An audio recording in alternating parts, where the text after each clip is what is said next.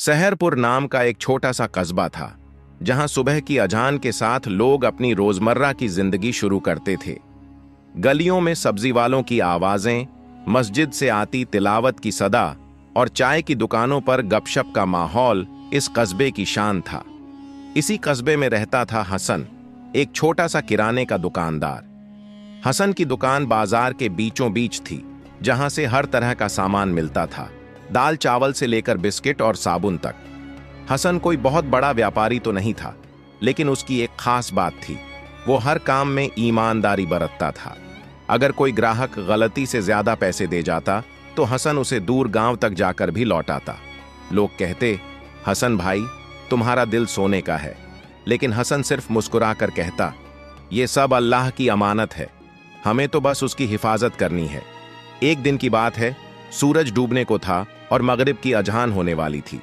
हसन अपनी दुकान बंद करने की तैयारी कर रहा था। उसने गल्ले में पैसे गिने, सामान को ताकों पर ठीक किया और झाड़ू लगाने लगा। तभी उसकी नजर दुकान के बाहर सड़क के किनारे पड़े एक काले रंग के बैग पर पड़ी। बैग पुराना सा था, लेकिन उसका जिप चमक रहा था, जैसे कोई उसे हाल ही में इस्तेमाल करता हो। हसन ने इधर उधर देखा, लेकिन सड़क सुनसान थी। बाजार में ज्यादातर दुकानें बंद हो चुकी थीं और लोग अपने घरों को लौट रहे थे। यह बैग किसका हो सकता है? हसन ने सोचा। उसने बैग को उठाया और उसे अपनी दुकान के अंदर ले आया। बैग को हाथ में पकड़ते ही उसे एहसास हुआ कि यह काफी भारी है। उसका दिल जोर जोर से धड़कने लगा। कहीं इसमें कुछ कीमती तो नहीं? उसने खुद से सवाल किया, लेकिन फिर तुरंत अपने आप को टोका। हसन, ये तेरा नहीं है, जो भी हो ये किसी की अमानत है। हसन ने बैग को दुकान के एक कोने में रख दिया और सोचा कि शायद कोई इसका मालिक ढूंढते हुए आएगा, लेकिन रात हो गई और कोई नहीं आया। हसन ने मगरिब की नमाज पढ़ी, दुकान बंद की और बैग को अपने साथ घर ले गया। घर पर उसकी बीवी फातिमा और दो छोटे बच्चे अली और जैनब उसका इंतजार कर रहे थे। क्या बात है हसन, तुम आज कुछ परेशान लग रहे हो? फातिमा ने खाना परोसते हुए पूछा। हसन ने बैग वाली बात बताई। फातिमा, मुझे नहीं पता इसमें क्या है, लेकिन ये किसी का है। मैं इसे खोलकर देखूं भी तो कैसे? अगर इसमें कुछ कीमती हुआ तो लोग क्या कहेंगे, और अगर नहीं खोला तो मालिक का पता कैसे चलेगा? फातिमा ने गंभीरता से कहा। हसन, तुम सही कह रहे हो, ये अमानत है। कुरान में अल्लाह ने कहा है कि अमानत को उसके हकदार तक पहुंचाओ। तुम कल सुबह बाजार में पूछताछ करना, शायद कोई इसका मालिक ढूंढ रहा हो। हसन ने हामी भरी, लेकिन उसका मन बेचैन था। रात को जब सब सो गए, हसन बैग के पास बैठ गया। उसने बैग को ध्यान से देखा। उसका जिप आधा खुला था और अंदर से कुछ कागजात और एक मोटा सा लिफाफा दिख रहा था। हसन का मन हुआ कि बस एक बार देख ले, लेकिन फिर उसने अपने आप को रोका। नहीं हसन, उसने खुद से कहा, यह शैतान का वसवसा है, तुझे सिर्फ इसकी हिफाजत करनी है। उसने बैग को अलमारी में बंद किया और अल्लाह से दुआ मांगी, ऐ अल्लाह, मुझे इस अमानत की हिफाजत करने की ताकत दे और इसके असली मालिक तक इसे पहुंचाने में मेरी मदद कर। उस रात हसन को नींद देर से आई, लेकिन उसके दिल में एक सुकून था कि वो सही रास्ते पर है।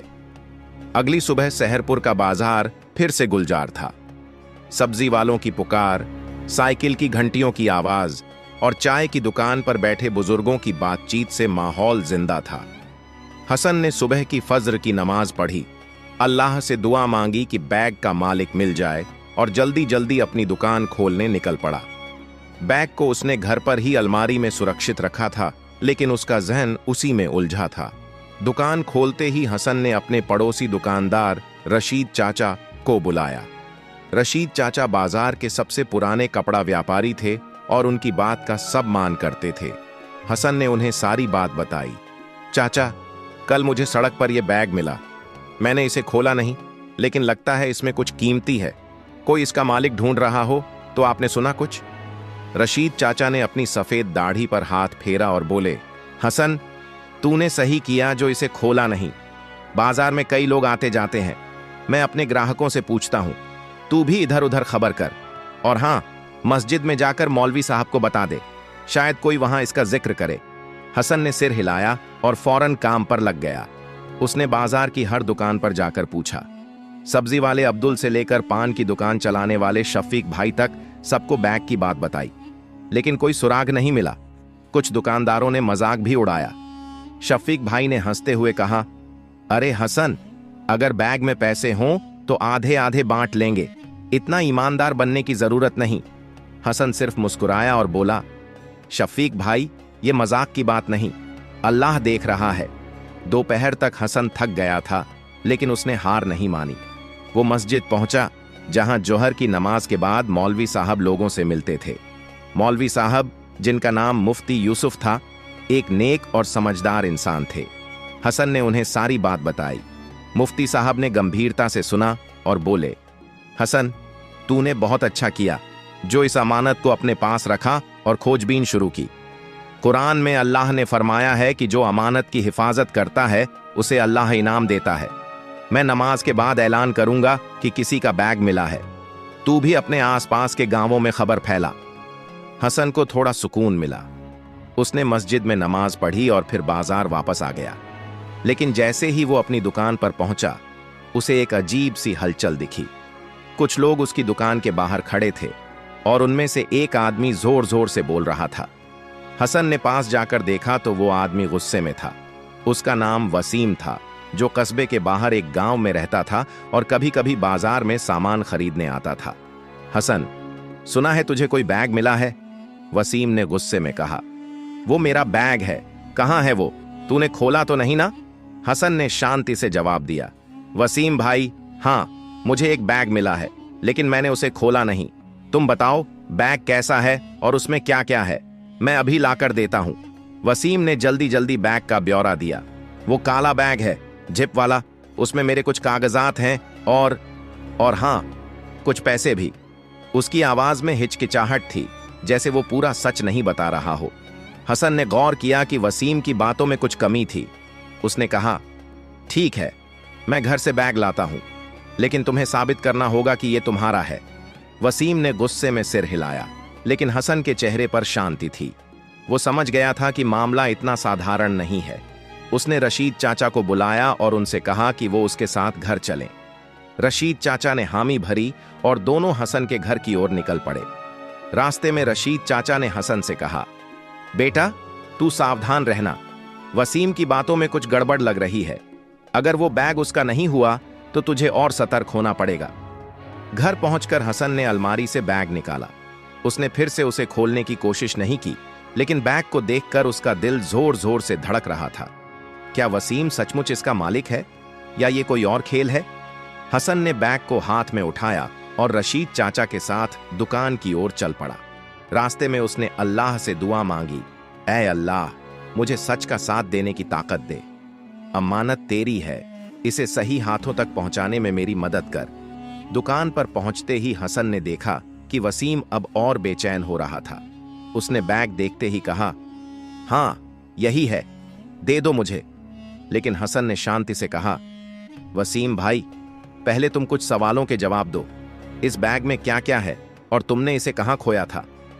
वसीम ने जल्दी जल्दी जवाब देना शुरू किया, लेकिन उसकी बातें बार बार बदल रही थीं। कभी वो कहता कि बैग में सिर्फ कागजात है, कभी कहता कि कुछ पैसे भी। हसन और रशीद चाचा ने एक दूसरे की ओर देखा। दोनों को यकीन हो गया कि वसीम की नीयत साफ नहीं है। हसन की दुकान के बाहर अब छोटी सी भीड़ जमा हो गई थी। बाजार में खबर फैल चुकी थी कि हसन को कोई कीमती बैग मिला है और वसीम उसका दावा कर रहा है।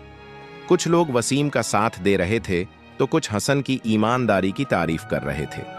माहौल में तनाव था, लेकिन हसन का चेहरा शांत था। उसने बैग को अपनी दुकान के काउंटर पर रखा और वसीम की ओर देखा। वसीम भाई, हसन ने धीमी लेकिन सख्त आवाज में कहा, मैं तुम्हें यह बैग देना चाहता हूं, लेकिन पहले तुम्हें साबित करना होगा कि यह तुम्हारा है। बताओ, इस बैग में क्या क्या है और तुमने इसे कहां खोया था? और हां, अगर कोई खास निशान है बैग पर, वो भी बताओ। वसीम की बेचैनी अब साफ दिख रही थी। उसने अपने माथे का पसीना पोंछा और बोलना शुरू किया, अरे, मैंने कहा ना, इसमें मेरे कागजात हैं और हां, कुछ पैसे भी। मैं इसे कल बाजार में ही खोया था, शायद तुम्हारी दुकान के पास। उसकी आवाज में हड़बड़ी थी और वो बार बार इधर उधर देख रहा था। रशीद चाचा, जो अब तक चुपचाप सब सुन रहे थे, आगे आए और बोले, वसीम, तू तो कह रहा था कि तूने बैग अपनी दुकान के बाहर खोया। अब ये बाजार की बात कहां से आई? और कागजात कौन से? कोई जमीन का कागज या कुछ और? जरा साफ साफ बता। वसीम गड़बड़ा गया। हाँ, वो जमीन के कागजात ही हैं, और कुछ नहीं। बस दे दो मेरा बैग, उसने जोर देकर कहा। लेकिन हसन ने देखा कि वसीम की बातें बार बार बदल रही थीं। उसने बैग की ओर इशारा किया और कहा, ठीक है, एक आखिरी सवाल। इस बैग पर कोई खास निशान है? कुछ ऐसा जो सिर्फ मालिक को पता हो? वसीम ने झिझकते हुए कहा, हाँ, बैग के पीछे एक छोटा सा कट मार्क है। हसन ने बैग को उलटकर देखा। बैग पुराना जरूर था, लेकिन उस पर कोई कट मार्क नहीं था। हसन ने रशीद चाचा की ओर देखा और दोनों की आंखों में एक ही सवाल था, वसीम झूठ बोल रहा है। हसन ने गहरी सांस ली और बोला, वसीम भाई, मुझे माफ करो, लेकिन तुम्हारी बातों से लगता नहीं कि यह बैग तुम्हारा है। मैं इसे अभी नहीं दे सकता। अगर यह सचमुच तुम्हारा है तो तुम मस्जिद में मौलवी साहब के सामने अपनी बात रखो, वो फैसला करेंगे। वसीम गुस्से में आग बबूला हो गया। तू मुझे चोर समझ रहा है? मैं अभी थाने जाऊंगा, उसने धमकी दी। लेकिन हसन ने शांति से जवाब दिया, वसीम भाई, थाने जाने की जरूरत नहीं। मैं बस इतना चाहता हूं कि यह अमानत अपने सही मालिक तक पहुंचे। अगर तुम सही हो तो मौलवी साहब के सामने साबित कर दो। भीड़ में से कुछ लोग वसीम को समझाने लगे तो कुछ हसन की हिम्मत की दाद दे रहे थे। वसीम ने गुस्से में कुछ और कहा, लेकिन आखिरकार वो चला गया। हसन ने बैग को फिर से अपनी दुकान के ताखे में रख दिया और रशीद चाचा से कहा, चाचा, मुझे लगता है ये बैग किसी और का है, लेकिन अब बाजार में बात फैल गई है। क्या पता कोई और गलत इरादे से दावा न कर दे। रशीद चाचा ने हसन के कंधे पर हाथ रखा और बोले, बेटा, तूने जो किया वो सच्चे मुसलमान की निशानी है। अल्लाह ने तुझ पर यह जिम्मेदारी डाली है और वो तुझे रास्ता भी दिखाएगा। अब तू मस्जिद में मौलवी साहब से मिल और इस बैग को उनके हवाले कर दे, वो इसे सुरक्षित रखेंगे। हसन ने हामी भरी, लेकिन उसका मन अभी भी बेचैन था। वो सोच रहा था कि अगर बैग का असली मालिक नहीं मिला तो क्या होगा, और अगर बैग में सचमुच कोई कीमती चीज थी तो क्या वो इस जिम्मेदारी को निभा पाएगा। उसने फैसला किया कि वो बैग को मस्जिद में जमा कर देगा, लेकिन उससे पहले वो एक बार अपने घर जाकर फातिमा से सलाह लेगा। घर पहुंचते ही हसन ने फातिमा को सारी बात बताई। फातिमा ने ध्यान से सुना और बोली, हसन, तुम सही रास्ते पर हो। ये बैग तुम्हारे लिए इम्तिहान है। तुमने वसीम की गलत नीयत को पकड़ लिया, लेकिन अब और सावधान रहना। बाजार में बात फैल चुकी है, हो सकता है कोई और इसका फायदा उठाने की कोशिश करे। मेरा ख्याल है कि तुम बैग को मस्जिद में जमा करने से पहले एक बार मौलवी साहब को घर बुलाओ। उनके सामने बैग खोलकर देख लो कि इसमें क्या है। अगर कोई कीमती चीज है तो उसकी लिस्ट बनाओ, ताकि बाद में कोई गलत इल्जाम न लगाए। हसन को फातिमा की सलाह पसंद आई। उसने फौरन मस्जिद में खबर भिजवाई कि मौलवी साहब शाम को उसके घर आए। उस दिन हसन ने अपनी दुकान जल्दी बंद की और घर लौट आया। शाम को मगरिब की नमाज के बाद मौलवी साहब यानी मुफ्ती यूसुफ हसन के घर पहुंचे। उनके साथ रशीद चाचा भी थे। हसन ने बैग को अलमारी से निकाला और मुफ्ती साहब के सामने रख दिया। मौलवी साहब, हसन ने कहा, मैं इस बैग को आपके हवाले करना चाहता हूं, लेकिन फातिमा ने सलाह दी है कि पहले हमें इसके अंदर देख लेना चाहिए, ताकि बाद में कोई गलतफहमी ना हो। मुफ्ती साहब ने सिर हिलाया और बोले, हसन, तुमने समझदारी की बात की। अमानत की हिफाजत में पारदर्शिता जरूरी है। हम सबके सामने इस बैग को खोलेंगे और जो भी इसमें होगा उसकी लिस्ट बनाएंगे। हसन ने बैग का जिप खोला। सबकी निगाहें बैग पर थीं। अंदर कुछ कागजात, एक पुराना पर्स और एक मोटा सा लिफाफा था। हसन ने लिफाफा खोला और उसमें से नोटों की गड्डियां निकलीं। इतने पैसे देखकर सबके चेहरे पर हैरानी थी। मुफ्ती साहब ने गिनती शुरू की। 50,000 रुपये से ज्यादा की रकम थी। इसके अलावा कागजात में एक जमीन का दस्तावेज और कुछ पुराने खत थे। ये तो किसी की जिंदगी की कमाई हो सकती है, फातिमा ने धीरे से कहा। मुफ्ती साहब ने गंभीरता से कहा, हसन, ये अमानत बहुत बड़ी है। अब तुम्हारी जिम्मेदारी और बढ़ गई है। हमें इसका असली मालिक ढूंढना होगा और तब तक इसे मस्जिद में सुरक्षित रखेंगे। हसन का दिल जोर जोर से धड़क रहा था। इतनी बड़ी रकम को देखकर उसके मन में एक पल के लिए ख्याल आया कि अगर वो इसे रख लेता तो उसकी जिंदगी बदल सकती थी, लेकिन तुरंत उसने अपने दिल से ये वसवसा निकाल दिया। उसने अल्लाह से दुआ मांगी, ऐ अल्लाह, मुझे लालच से बचा और इस अमानत को सही मालिक तक पहुंचाने की ताकत दे। हसन के घर में सन्नाटा छाया था। मुफ्ती यूसुफ, रशीद चाचा और फातिमा बैग के सामने बैठे थे और सबके चेहरों पर एक ही सवाल था, इतनी बड़ी रकम और जमीन के कागजात का मालिक कौन हो सकता है? हसन का दिल अब भी बेचैन था, लेकिन मुफ्ती साहब की मौजूदगी उसे सुकून दे रही थी। बैग में मिले पैसे और कागजात को गिनकर एक कागज पर नोट कर लिया गया था। मुफ्ती साहब ने कहा, हसन, ये अमानत अब मस्जिद में रखी जाएगी। मैं कल जुमे की नमाज के बाद पूरे कस्बे में ऐलान करूंगा। शायद कोई इसका हकदार ढूंढने आए। हसन ने सिर हिलाया, लेकिन उसकी नजर बैग में पड़े पुराने खतों पर थी।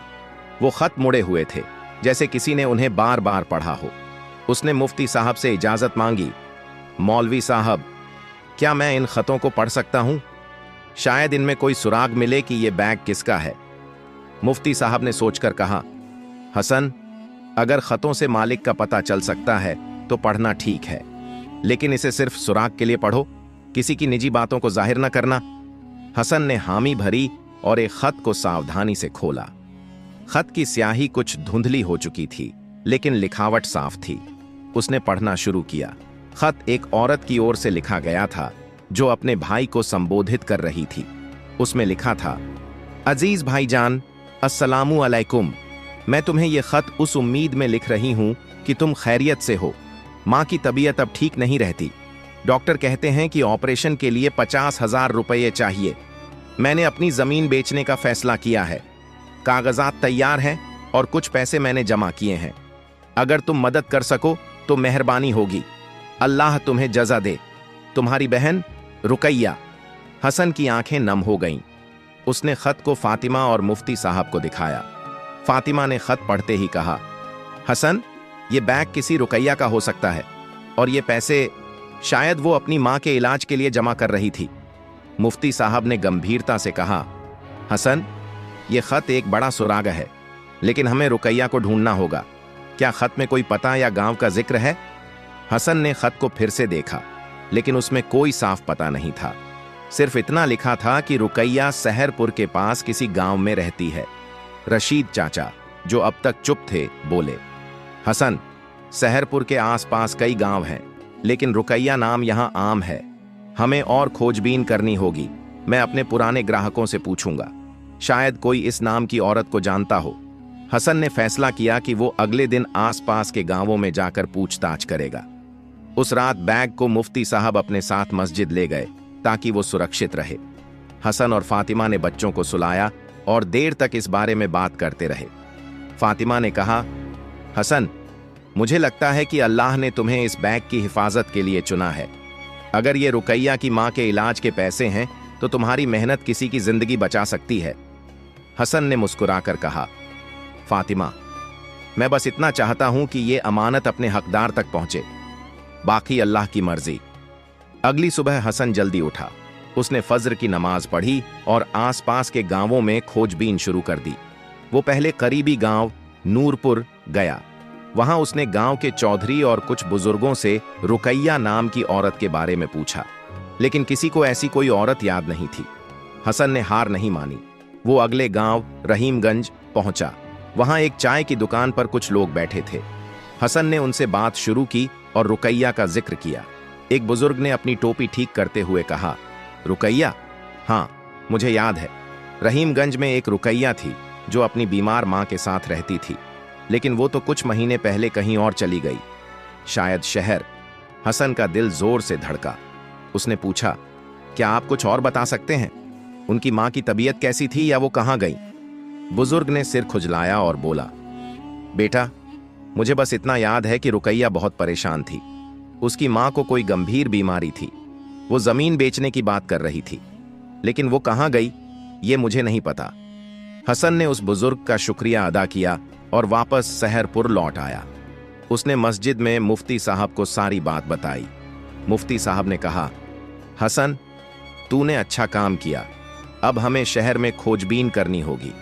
मैं अपने कुछ जानने वालों से बात करूंगा जो शहर की मस्जिदों में काम करते हैं। शायद वहां रुकैया का कोई सुराग मिले। उसी दिन जुमे की नमाज के बाद मुफ्ती साहब ने मस्जिद में ऐलान किया कि एक बैग मिला है जिसमें पैसे और कागजात हैं। उन्होंने ये भी कहा कि जो इसका दावा करेगा उसे सही सबूत देना होगा। ऐलान के बाद कई लोग मस्जिद आए, लेकिन ज्यादातर की बातें वसीम की तरह गोलमोल थीं। हसन को अब यकीन हो गया था कि बैग रुकैया का है, लेकिन उसे ढूंढना आसान नहीं था। शाम को हसन अपनी दुकान पर बैठा था, तभी एक अनजान शख्स आया। वो पतला दुबला था और उसकी आंखों में बेचैनी थी। उसने हसन से कहा, सुना है तुम्हें एक बैग मिला है, मैं उसका मालिक हूं। हसन ने शांति से पूछा, आपका नाम क्या है और बैग में क्या है?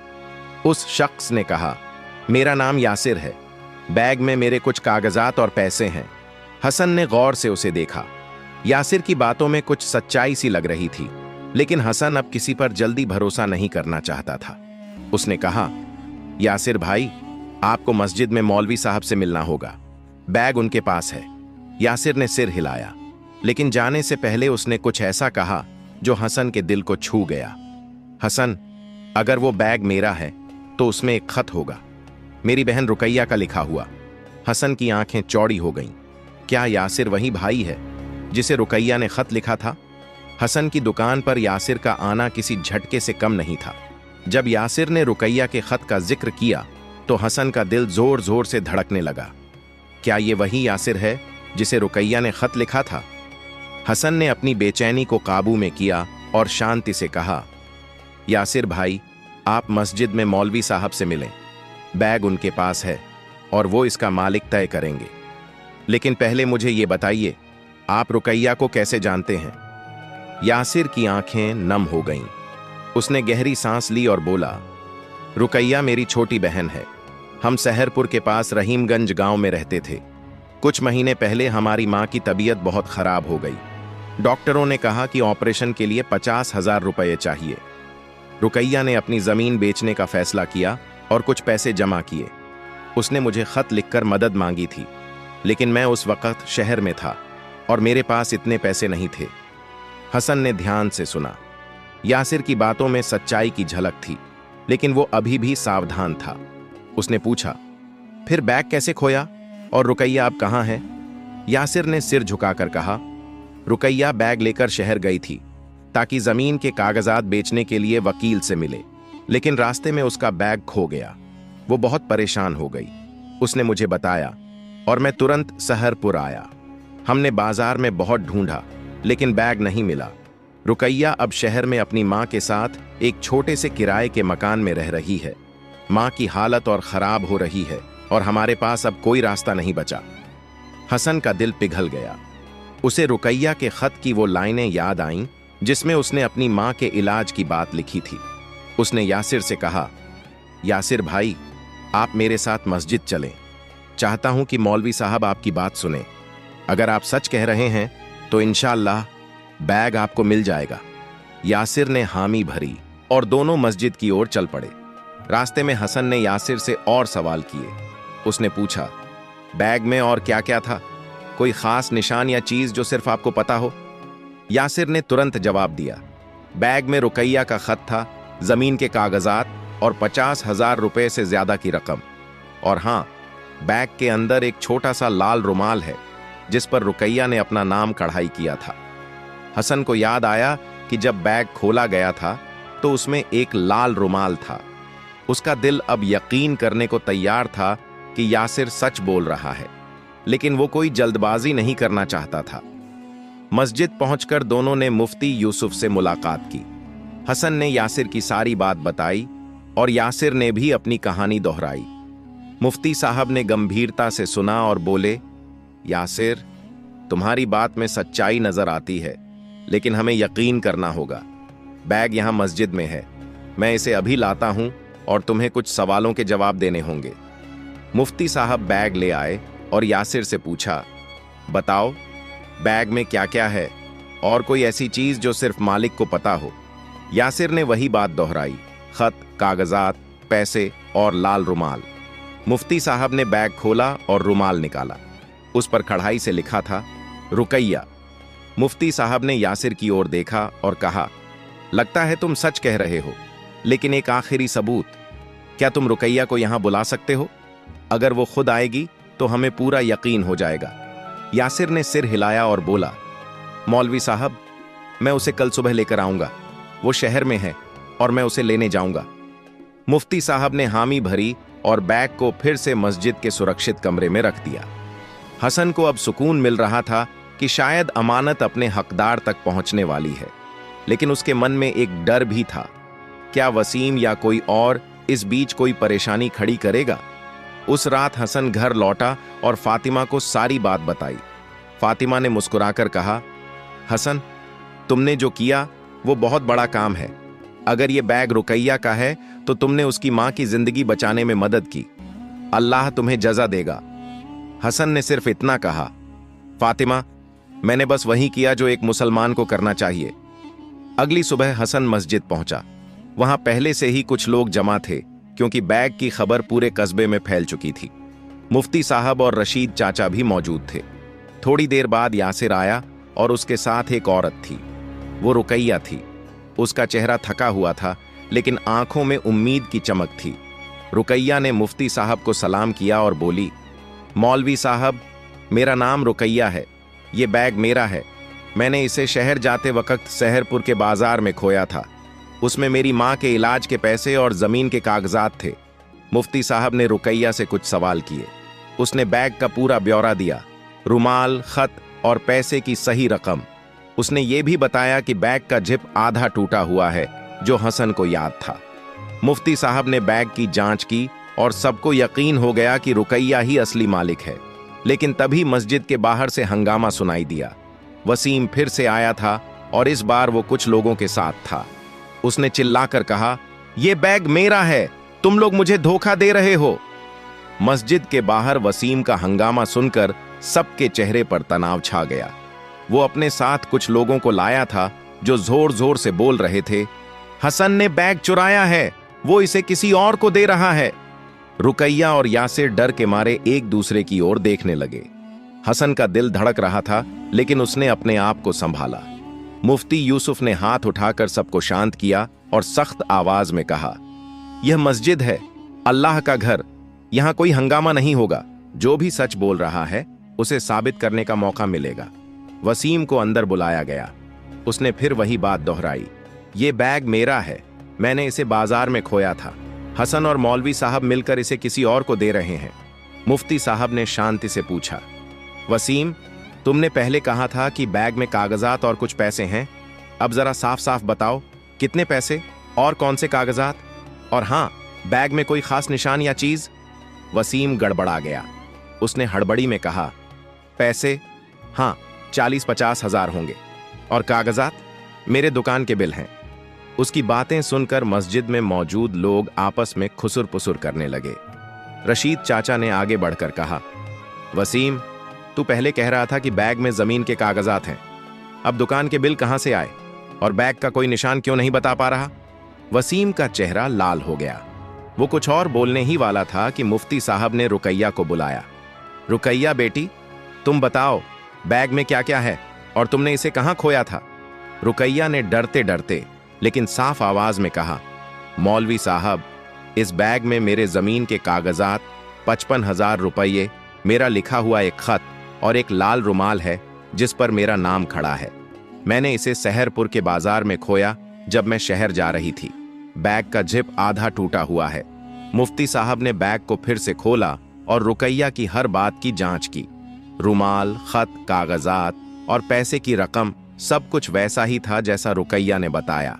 उन्होंने बैग का जिप भी देखा जो सचमुच आधा टूटा था। मस्जिद में मौजूद लोगों ने तालियां बजाईं और वसीम का सिर शर्म से झुक गया। मुफ्ती साहब ने वसीम की ओर देखकर कहा, वसीम, तूने झूठ बोला और एक नेक इंसान पर इल्जाम लगाया। अल्लाह से डर। अब चुपचाप यहां से चला जा, वरना बाजार के लोग तेरा हिसाब करेंगे। वसीम बिना कुछ बोले सिर झुकाकर चला गया। उसके साथ आए लोग भी खामोश होकर तितर बितर हो गए। मस्जिद में अब सुकून का माहौल था।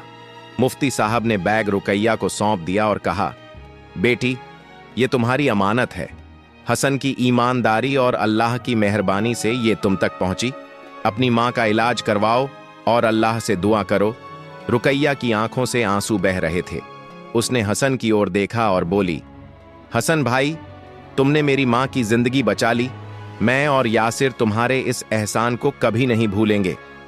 यासिर ने भी हसन के सामने हाथ जोड़े और कहा, तुमने जो किया वो कोई साधारण इंसान नहीं कर सकता। अल्लाह तुम्हें दोनों जहानों में कामयाबी दे। हसन ने शर्मिंदगी से सिर झुकाया और बोला, रुकैया, यासिर भाई, मैंने बस वही किया जो मेरा फर्ज था। ये अमानत अल्लाह की थी और मैं सिर्फ उसका जरिया बना। मेरे लिए तुम्हारी दुआएं ही काफी हैं। मुफ्ती साहब ने मस्जिद में मौजूद लोगों को नसीहत दी। उन्होंने कहा, देखो, हसन ने हमें सिखाया कि अमानत की हिफाजत कितनी बड़ी इबादत है। कुरान में अल्लाह फरमाता है, जो अपनी अमानतों और वादों की हिफाजत करते हैं वही सच्चे मोमिन हैं। सूरह अल-मोमिनून 23:8। हसन ने न सिर्फ अमानत लौटाई बल्कि अपने ईमान को भी बचाया। हमें उससे सीखना चाहिए। रुकैया और यासिर मस्जिद से बैग लेकर चले गए। रुकैया ने वादा किया कि वो अपनी मां का इलाज करवाएगी और हसन के लिए हमेशा दुआ करेगी। हसन अपनी दुकान पर लौटा, लेकिन उसका दिल सुकून से भरा था। बाजार में उसकी ईमानदारी की बात अब हर जुबान पर थी। लोग उसकी दुकान पर आकर उसे दुआएं दे रहे थे। कुछ दिन बाद हसन को एक खत मिला। वो रुकैया का लिखा था। उसमें लिखा था, हसन भाई, अस्सलामु अलैकुम। आपकी वजह से मेरी मां का ऑपरेशन हो गया और वो अब ठीक हो रही हैं।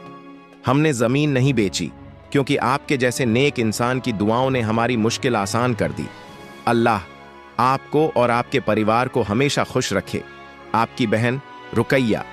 हसन ने खत पढ़ा और आंखें बंद करके अल्लाह का शुक्र अदा किया। उसने फातिमा को खत दिखाया और दोनों ने मिलकर दुआ मांगी कि अल्लाह उन्हें हमेशा ईमानदारी के रास्ते पर रखे। हसन की छोटी सी दुकान अब सिर्फ किराने की दुकान नहीं थी। वो ईमानदारी और नेकी का एक निशान बन चुकी थी।